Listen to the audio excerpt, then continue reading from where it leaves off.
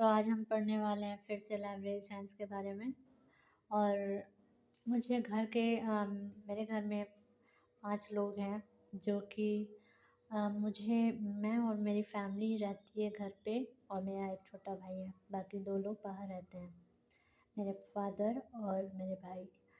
तो इसमें मम्मी मेरी अभी बीमार है, उनके पैर में फ्रैक्चर है, तो इसमें मुझे बहुत सारा काम देखना पड़ता है, घर का भी और अपनी पढ़ाई भी करनी पड़ती है। मुश्किल से मुझे पढ़ाई के लिए दिन में 2 से 3 घंटे मिलते हैं, और 2-3 घंटे में मुझे सब करना पड़ता है।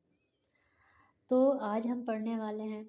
अगर आप लोग में से भी कोई ऐसा है जो घर के काम के साथ साथ अपनी पढ़ाई भी करते हैं, तो मुझे कमेंट करके ये बात ज़रूर बताइएगा, मुझे भी मोटिवेशन मिलेगा। ओके, तो आज हम पढ़ने वाले हैं बजटिंग कितने तरह के होते हैं, ठीक है। बजटिंग कहाँ कहाँ पे यूज़ होता है उसके बारे में पढ़ेंगे। The following method are general used in budget. First है line item budgeting. Line item budgeting simplest form of the budgeting. जो लाइन आइटम बजटिंग है वो एक सिंपल तरह का बजटिंग है, ठीक है।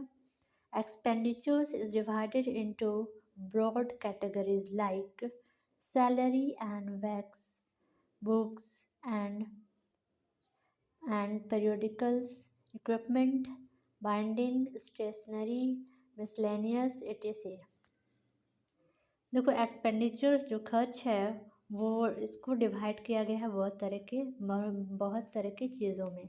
उसकी कैटेगरीज है, जैसे सैलरी है, वेज है, बुक्स है एंड पीरियोडिकल इक्विपमेंट है, बाइंडिंग, स्टेशनरी, मिसलेनियस है, ये सब पे भी खर्च होता है, ठीक है। This bring inflexibility whereby money from one item can not be shifted to another easily. देखो क्या है ना कि अगर किसी एक चीज़ के लिए इसको जो लाइन आइटम बजटिंग है इसमें ये लाता है इनफ्लेक्सिबिलिटी, ठीक है। तो ये क्या करता है कि अगर किसी चीज़ के लिए एक चीज़ के लिए आइटम पे पैसा आया हुआ है, तो वो किसी भी दूसरे चीज़ों के लिए पैसा इजीली यूज़ नहीं किया जा सकता है। वो किसी और चीज़ों के लिए शिफ्ट नहीं होगा, वो उसी पे खर्च होगा जिस चीज़ के लिए वो दिया गया है। Line item budgeting has another name historical budgeting. देखो, लाइन आइटम बजटिंग जो है उसका एक और नेम है जिसको हम हिस्टोरिकल बजट बोलते हैं। Third name incremental method. देखो, इसका थर्ड नेम है इंक्रीमेंटल मेथड। तो फर्स्ट नेम क्या है, ये तो है ही line item budgeting. Second name क्या है, हिस्टोरिकल बजट। थर्ड है इंक्रीमेंटल बजट। ओके, तो ये याद रहना चाहिए हम लोग को। अब हम बात करेंगे जो सेकेंड है PPBS, ठीक है, planning programming budgeting system. PPBS का फुल फॉर्म होता है planning programming budgeting system. PPBS has called output budgeting. PPBS को भी हम लोग क्या बोलते हैं, आउटपुट बजटिंग। ओके, PPBS कब आया था, 1961 में। PPBS is elaborated by Rand corporation economist.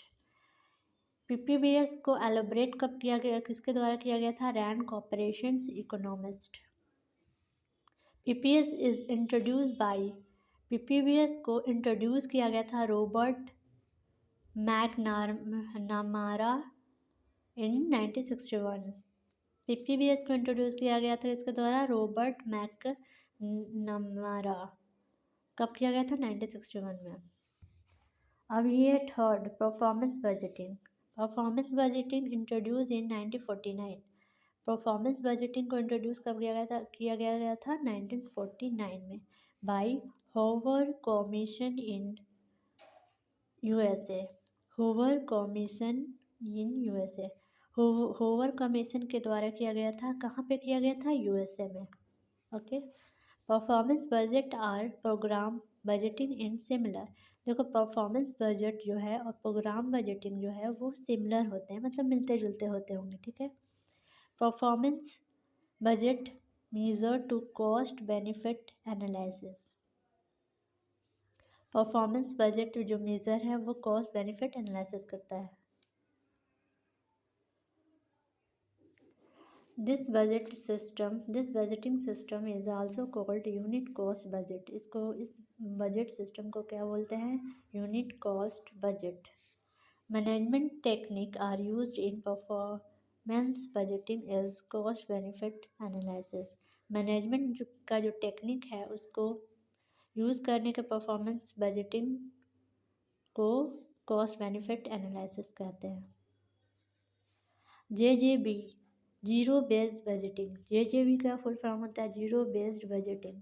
Okay. Zero based budgeting developed by Peter A Pyhrrs. Zero based budgeting जो है वो किसके द्वारा डेवलप्ड हुआ था? Peters a pair. First written in an article in Harvard Business Review in 1920. First written articles लिखा गया था किसके द्वारा? Harvard business in 1920. Okay. In 1923 ही published his book zero based budgeting. 1923 में पब्लिश किया गया था इनका बुक. इन्होंने किया था जो जीरो बेस्ड बजटिंग है. देखो ये बहुत ही इम्पोर्टेंट लाइन है. JBB budgeting is most suitable for the university library. University library के लिए जो JJB बजटिंग है वो बहुत सुटेबल है. JJB budgeting system require budget request to re-evaluate. The budget is not based on any previous year. ये भी बहुत important line. The budget that is not based on any previous year budget is known as a JBB budget. JJB, all personnel for income and expenditure will need to be justified afresh. एक होता है formula budget और एक होता है programme budget. Okay.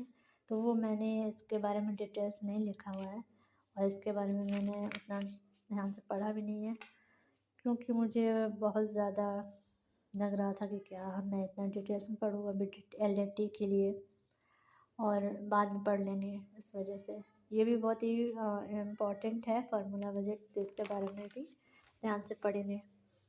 और ये है कॉस्ट बेनिफिट एनालिसिस जिसको CBA बोलते हैं. CBA का फुल फॉर्म होता है cost benefit analysis. Cost benefit analysis is based Julius Dupuit. Okay. Alfred Marshall is also related to CPA. Alfred Marshall is क्या CBA से रिलेटेड करता है. ठीक है. तो बस आज के लिए इतना ही और दूसरे वीडियो में हम दूसरे टॉपिक पे डिस्कस करेंगे. जो मैंने पढ़ा है वो मैंने आपके साथ शेयर किया.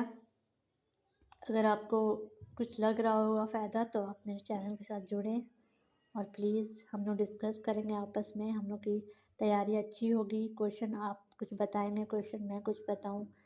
क्वेश्चन पे हम कमेंट पे बहुत सारी बातें डिटेल्स में हम लोग कर सकते हैं. तो प्लीज़ मेरे चैनल के साथ जुड़िए और हमारी तैयारी बेहतर हो और एग्ज़ाम हम लोग क्वालिफाई करें. ओके. Thank you.